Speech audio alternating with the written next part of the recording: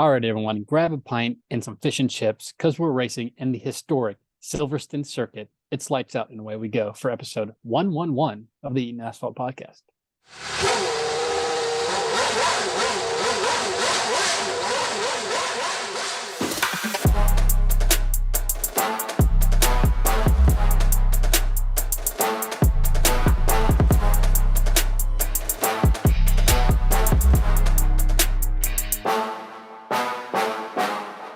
All right, everyone, we are back.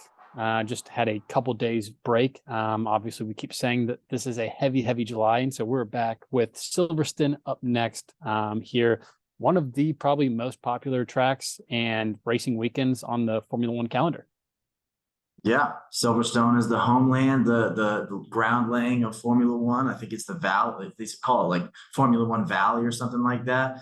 It's always a special race. There's always been some good drama here. Everything from Lewis almost murdering Max Verstappen by accident to just like good little battles. Remember that year that Lewis popped his tire and was racing on three wheels and finished on the final lap?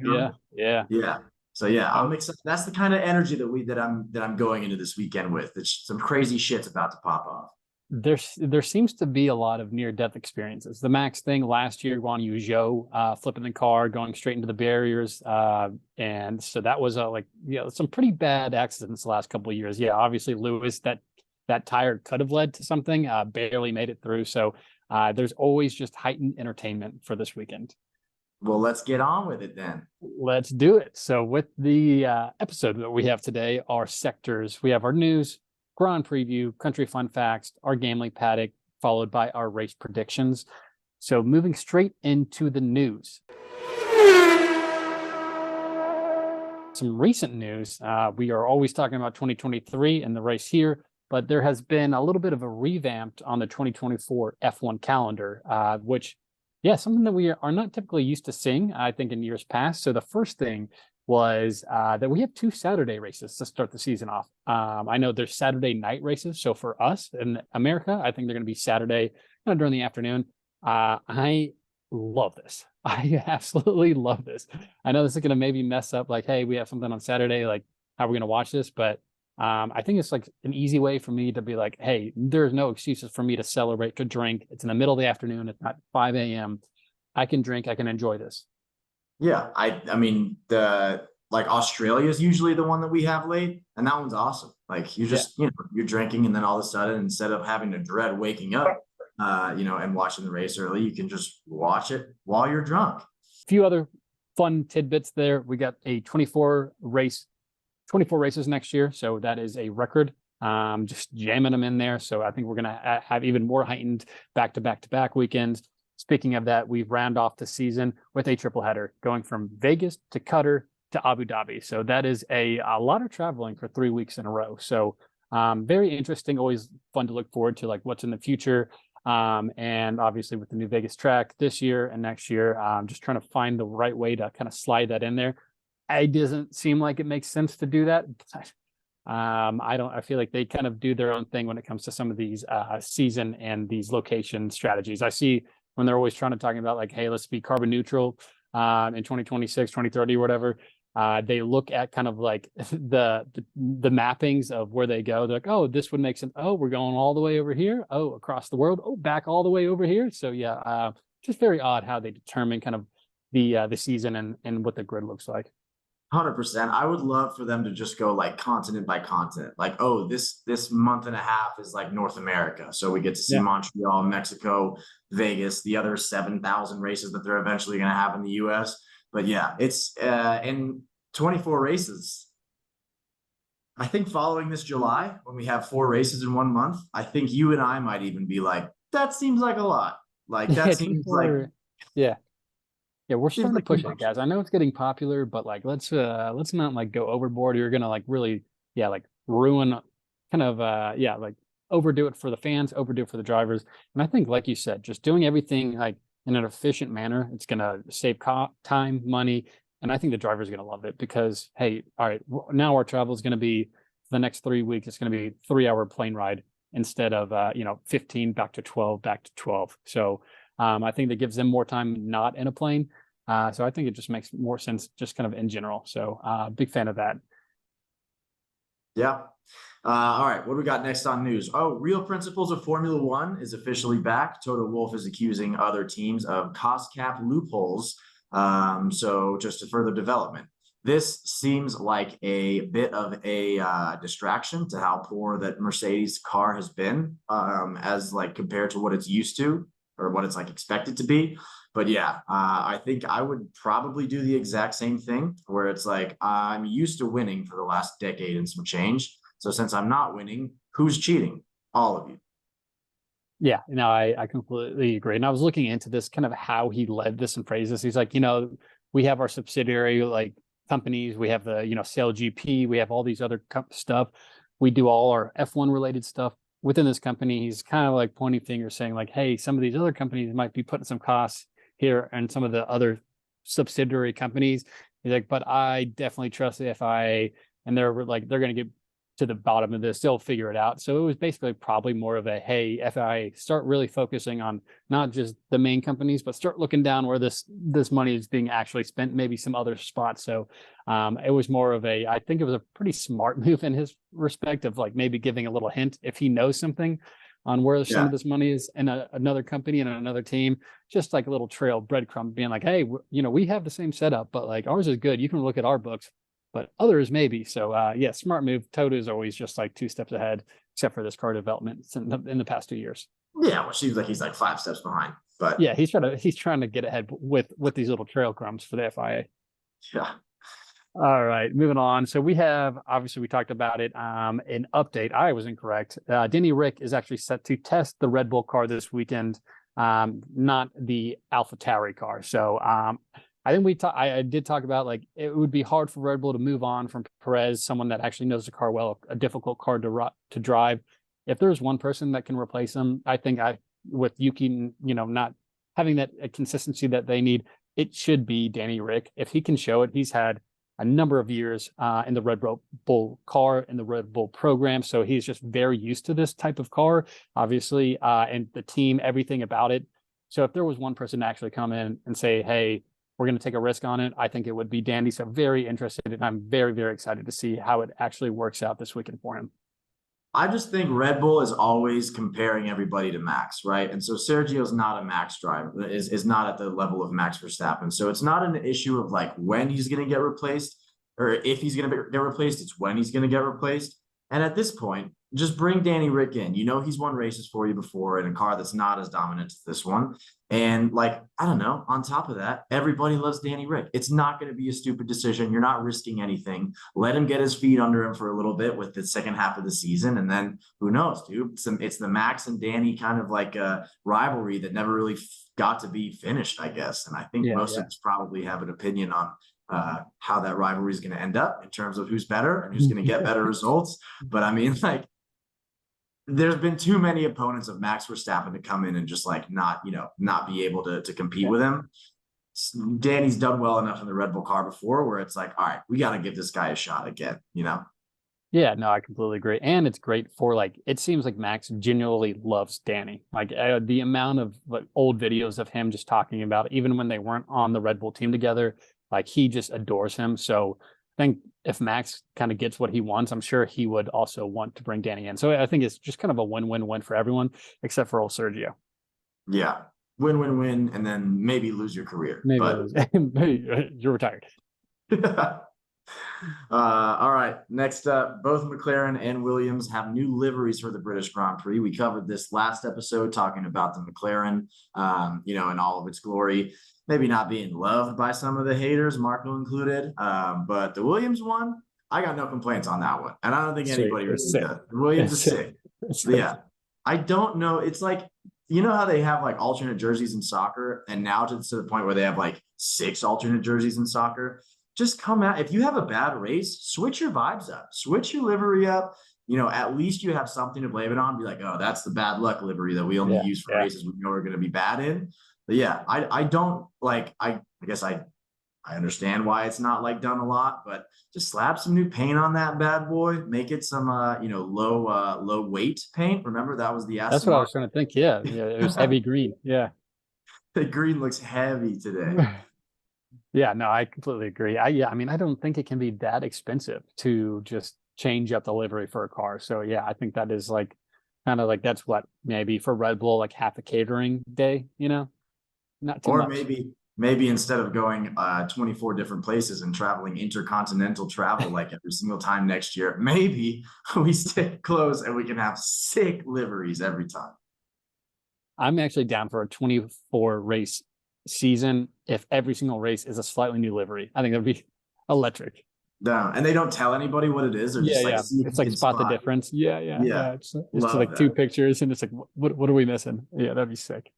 All right. Well, yeah, that does it for our news. Moving on to our grand preview of the British Grand Prix.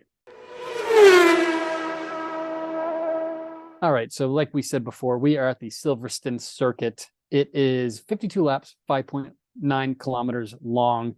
And like we all said, like this is history of Formula One. This is kind of like the granddaddy of Formula One here.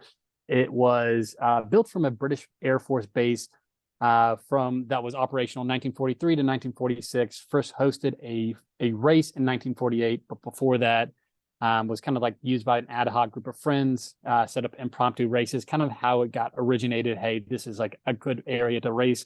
I think that 1947, one of the cars ran over a couple of sheep, murdered them, and he was disqualified of that. So like kind of working on probably like some bad juju a little bit, but it held its very first Formula One World Championship in 1950.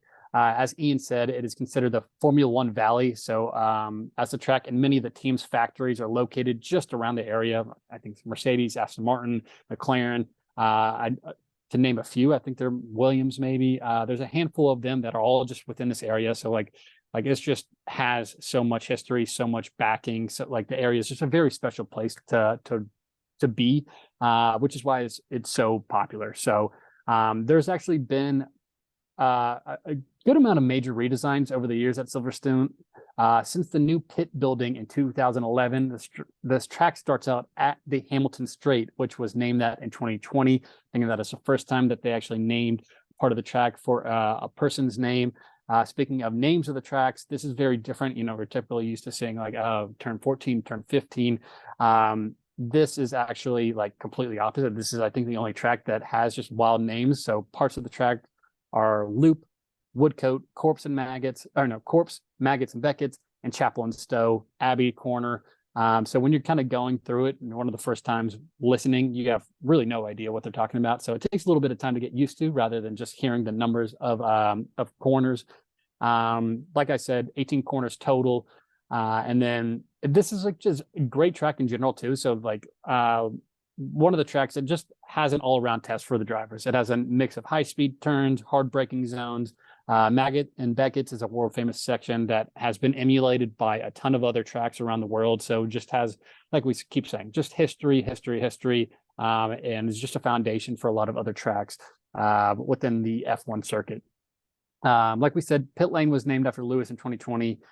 He holds the record for the current layout, which has been in place since 2011. I believe he has 7 victories, which is the most for a driver for the home circuit as well. So just a lot of records for old Lewis. Surprise, surprise. And just a little bit about the track. So Silverstone always been like very special with tons of fans going crazy. It will be always at full capacity. I think like they are always like one of the highest, most attended events in the Formula One season. They did make even some more changes from last year. If you don't remember, like we said, Guan Yu Zhou flipped his car, kind of skidding for a good 40 yards in the gravel before smashing into the barriers. Something that I'll always remember is that skidding, but also right after George Russell like galloping. Like this is the most awkward run trying to save him. Like of all people, that is going to save a life. It's another Formula One driver that has no idea what he's doing, like helping a person. So that was something that I'll just remember, like kind of a funny sight and a scary moment that I'll remember forever. The changes consist of that turn 1 runoff area, no longer gravel, but extended the asphalt. They said that it's just going to make kind of like a lot safer, and that so it makes a lot of sense. And then one other tidbit, I believe this is the first weekend and the weekend that Brad Pitt and his fake team will be filmed here all weekend. So they even made him his own fake garage. So be on the lookout for that. I'm sure that we will get a lot of B-roll of Brad over the weekend.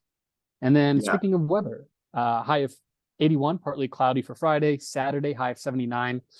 Not great. 76% chance of rain and thunderstorms. So it's going to look real nasty. Wimbledon has looked really gross the last couple of days as well. So just a lot of big events coming around this area. And the weather is just not helping it out. And then Sunday, high of 72 with a 50% chance of rain. Doesn't look like there's going to be thunderstorms. So we'll see what happens. I don't know if this does get pushed off like a day. Monday looks pretty bad as well. So I'm very curious what Saturday, especially with thunderstorms coming in, how that kind of transpires. So it's just always a very interesting rainy weekend. And it's London, so or it's England, so can't be that surprised, I guess. Nope, it always rains there. That's why nobody should ever live in England, rain honestly. ugly, yeah, disgust. Rain is ugly. The people are ugly. It's just a bad place. No one should be there. Teeth. Well, that does it for the Grand Preview. Jesus, that's moving on to our country fun facts. You want it or want me to go? I'll take it the old gander. I did again, just really struggling on finding some good fun facts over the past couple weeks. This one, not that great myself. Did learn the difference by doing this, the difference between United Kingdom and Great Britain now. United Kingdom apparently adds Northern Scotland, Northern Ireland, something like Northern Ireland, Scotland, and Wales, I think, right? Yeah. So, and then Great Britain also has all that, but except for Northern Ireland. I think that's the only difference. How about that? Maybe I didn't read that right, but that's what I got. That was not my fun fact, though. So Romans invaded England in AD 43 because the oysters from Colchester, fun town, were so good that they wanted to control the supply. And so that is a great reason to be like, hey, why'd you try to kill thousands of people? It's like, well, those oysters were pretty tasty. All right, number 2, King Henry VIII reigned during the 1500s. He had a knack for having very weird taxes. So he taxed on windows, if you had windows, if you had salt, candles, and then the most odd one was beards. If you had a beard, you got taxed. Boo! Yeah, I know. Well, I mean, that's why I shaved. You ain't gonna get me, buddy.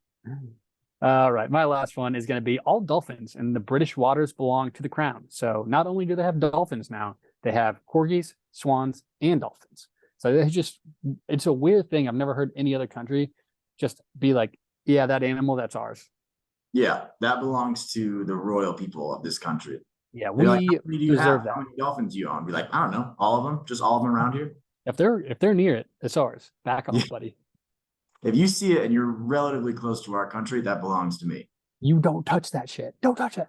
Do they migrate? Do dolphins migrate? I feel like they do. So I wonder if dolphins that come in every year or so. Is that how it works? Yeah, I wonder if one leaves, because I thought it said 2.5 kilometers off the coast, those dolphins are theirs. If a dolphin leaves that area, is it a free dolphin? I think so. Yeah, probably not. I bet they don't say that. It's like, if you touched it one time, you're ours for life. They have little tags on them. Nice. Well, that's fitting that you talk about animals, because my country fun facts were, I also had the dolphin thing. Yep. But dude, King Henry owned a polar bear, which this is something that I always don't get with zoos. I guess you just a zoo wants an elephant. You tranquilize the elephant and you just box him up. Is that how you do? You drag him, put him on the boat, send him off? I think that's probably the most humane way, instead of them like, hey, you're going to have to walk 5,000 miles. And then you'll be in a zoo. It's a good point. I haven't thought about that. And then what else we got here? Speaking of animals again, England is home of animal trials. So way back in the day in England, if you maybe had your crops destroyed or stolen or eaten by an animal, they would put the animal on trial, and the animal was not allowed to represent themselves due to them not being able to speak English at the time. Checks out. But they would have a jury of people and say, okay, what are your damages? What proof do you have? And I don't know this is the part I'm making up, but I feel like often it would end in slaughter. Do you know what I mean? It doesn't seem like they'd be like, no, we got an innocent one this time. Yeah, you got the wrong swan. I also wish that right when I my initial thought was a jury of animals. which was a very funny thought. But then once you explained it, I thought even better. Where this defendant, they make them like back in England, obviously the powdered wigs, and kind of like I was thinking initially suit, but that's England. They're a little funky. They make them put all the animals put on these stupid powdered wigs, and then they're like, "Oh, go, sit down, sit down." I don't know how they do that. They have to bring them in a cage, I guess. There's no defendant chair, I guess, for these animals. Yeah, you probably have like jurors eating other jurors. Dude, could you imagine how confused that animal is? He's just being What am I doing here, dude? Why is this lawyer talking to me, dude? They're all pointing and screaming at me.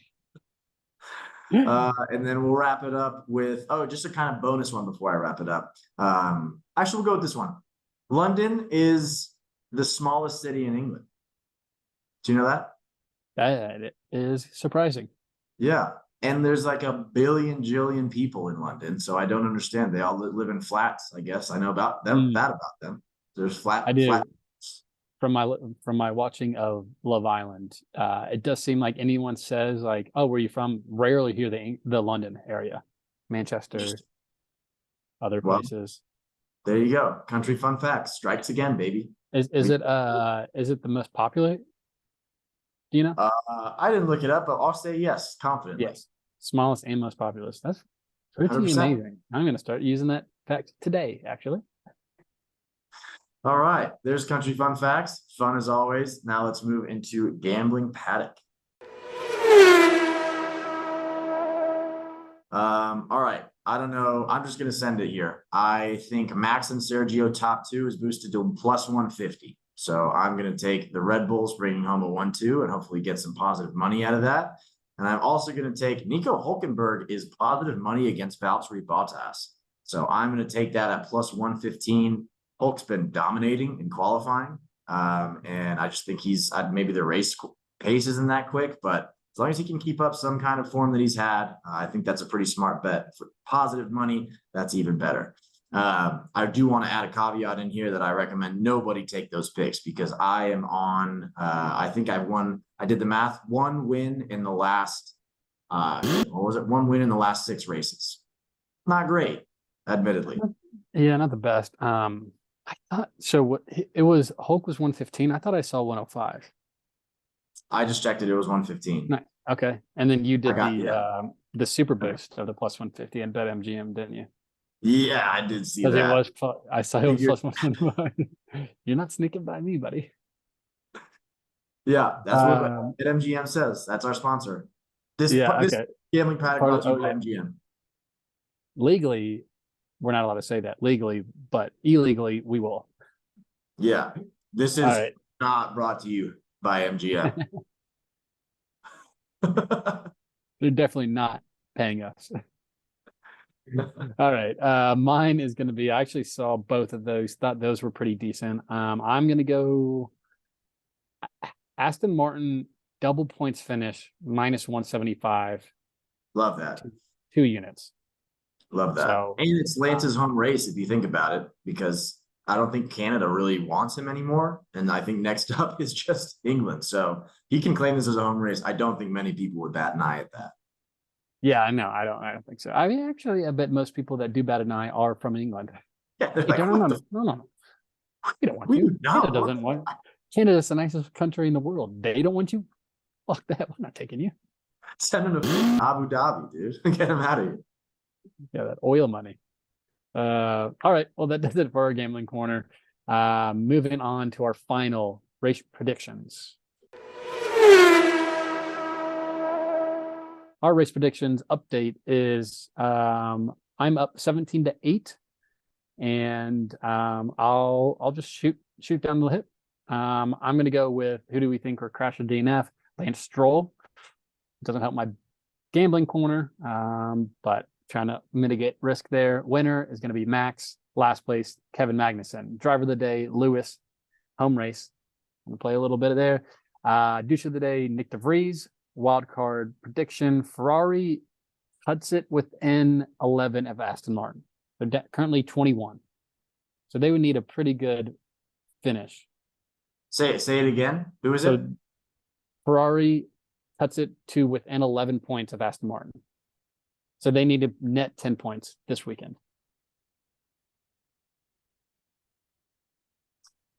I don't know, man. You always get me, but I'll let it slide. I feel like that's gonna be pretty hard. They've been on a run lately, haven't they? They had 1 week, man. That One was week it. run is a run, dude. You go out for a Keep 1 it mile jog, going. you're a jogger. Yeah, no, and I don't even know if they made up 10 last week. They might have made up exactly 10 last week, and Aston Martin had a pretty rough weekend. Yeah. All right, I'll give it to you. Yeah, We'll it's not take it. gonna happen. It's wild. Fastest lap, Max, pole, Charles. How many cars don't finish? 4. Nice. All right, my race predictions. I think crash of DNF, give me Nick DeVries, winner Fernando Alonso, last place Yuki Tsunoda, driver of the day Lando Norris, the other Brit that I feel like one of them is going to get it. So one of us is going to get this one. Wild card prediction. I'm going to ride this Red Bull don't win thing just so that if they don't win this season and I'm right, I look like a fucking genius. You got one. Yeah, I mean, it's hey, bound to happen, dude. One of these times there has to be a double retirement. Do you know how sad it would be if that doesn't win? 23 races. Surely that's the only. This is going to be like, I'm not an F1 historian, so I don't know, but there can't be a whole season where just one team wins, right? I don't think there's no way, right? There's like, especially back in the day when like cars were just not as reliable too, or like just things flare up. And yeah, I feel like the discrepancy is not as normal. Like even when people were talking about Lewis's like run, he still had pretty close competition. Vettel, his own teammate, like they were battling. And I think this is just so different from what we're typically used to seeing. Yeah. So that's my wild card prediction. Way wilder than Marco's, for those keeping track at home. Fastest lap, Alonso, pole, Alonso. We can't both do 4 cars don't finish. So I'll do 3 well, cars. You also told me that was 2. You did it last week, 4. You can't do that. Oh, my bad. You're right. All right, 3 cars finish the race. That's what I wanted anyway. I win. Yeah, good. I'm a winner. All right, everybody. Congratulations to any of the listeners or any of our hosts that are getting married between now and the next episode. Happy for you if you're out there. I can't say for sure. But yeah, this is going to be, you'll always remember this weekend, Marco, this July 7th and 8th weekend as the weekend of 2023 British Grand Prix. British Grand Prix. Yeah. Yeah. And next year, it's going to be the 1-year anniversary of the British Grand Prix. Dude, I mean, what if there was just something absolutely nuts, good or bad, hopefully good. Yeah.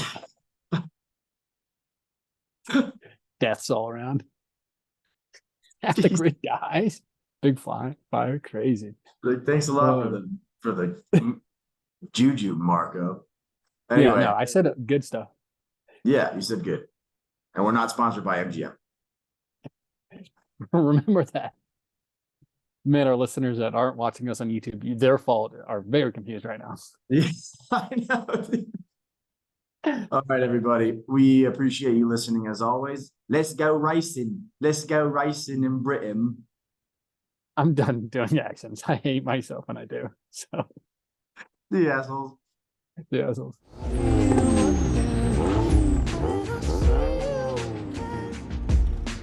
Hey, thought you could leave without saying goodbye.